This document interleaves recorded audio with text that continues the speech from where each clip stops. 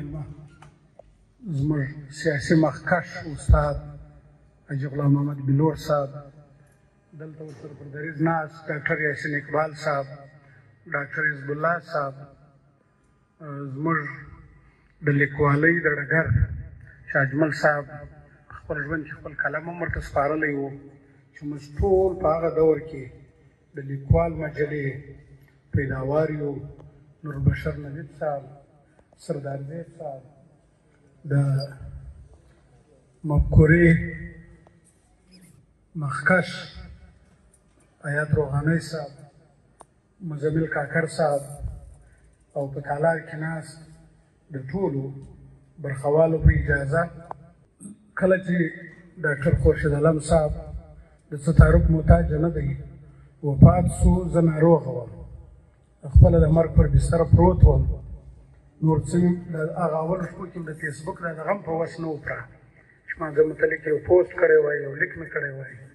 له ډېرو شپو مو د ملګرو سره دا خبره شریکه کړې وه، ځکه چې د پېښور سره زموږ دوه درې تعلقه دي. یوه د خوشحال بابا خبره د درست پښتون له کندهاره تر اټکه سره یو د ننګ په کار پټ و اشکار. دویم تړون زموږ د سیمې د جنوبي پښتونخوا یا کاکړستان چې باچا خان په 230 کې کوټ ته راغلی و، دوره یې کړې وه. دا یې پر موږ ډېر لوی احسان و. له هغه وخته زموږ په جنوبي پښتونخوا کې کندهار پټ او شاوخوا سیمو کې پښتو نړیوالې مرکې کړي دي. چې تاریخ ولیکل سي نو دا به دغسې یو مرکه یو تنظیم نه وي چې تش چاته ایوارډونه ورکوي، موږ شاید هېڅ پروګرام نه وي. پښتو نړیواله مرکه یو ادبي او سیاسي سنګر دی. د خپلې سیاسي زموږ وس به دومره و، زموږ توان به دومره و چې همدومره غونډه وکړو. خو زه نورې خبرې نه کوم، پر مخ به خلک مقالې وایي او له افسر افغان ته ځکه خبره هم ډېره اوږده ده، هغه هم کورنۍ ده، بیا ډاکټر همدرد ناست دی، بیا یې پوسټ جوړوي، هغه هم نه کوو. نو وخت هم کم دی.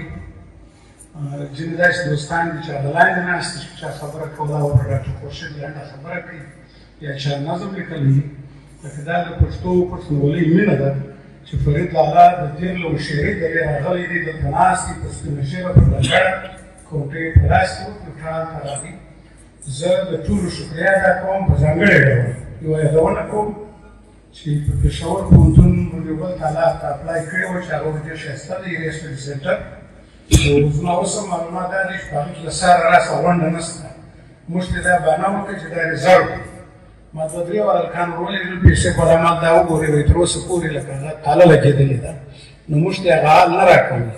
زه نه پوهېږم اکسچینج ډایرکټر یم د سوات دی، وي سي م د سوات دی، ډاکټر خورشید هم یو ډول د سوات دی که نه، د شانګله سوات هم دی. خو بیا زه د پیوټا د فرینډ ګروپ خصوصا د ډاکټر وزیر فزیکس ډپارټمنټ د سوابۍ ډېره شکریا ادا کوم. هغه چې څومره مینه راکړه، څومره یې موږ ته درناوی وکړي. د الله تعالی ټول په ټوله معنا د فرینډ ګروپ چې زموږ له بند سره تعلق ساتي، کوم په رسم ملګري دي، اکثریت یو نه. نو د دوی هم ډېره شکریا ادا کوم چې دوی په منځ کې خنډ نه جوړېږم. ملګري به مقالې وایي او دغه مقالې به موږ د پښتونوالي په ځانګړي نمبر د ډاکټر خورشید چاپوو او د دې په حواله چې مخ کوم پروګرام دی موږ لرو، هغه به د پروګرام په اخر کې وړاندې کوو. له دوی ټولو څخه به مې دا غوښتنه دي چې دغه پروګرام د پای تر شېبو له موږ سره کښېني، چې ډاکټر خورشید صاحب درود کوو، ځکه چې د زموږ مشران چې په کوم دغه کې راغلي دي باید چې موږ دا ټول د پای تر شېبو کښېنو او په ډېر درنښت په درنه طریقه دا خپل پروګرام پای ته ورسوو. ډېره مننه.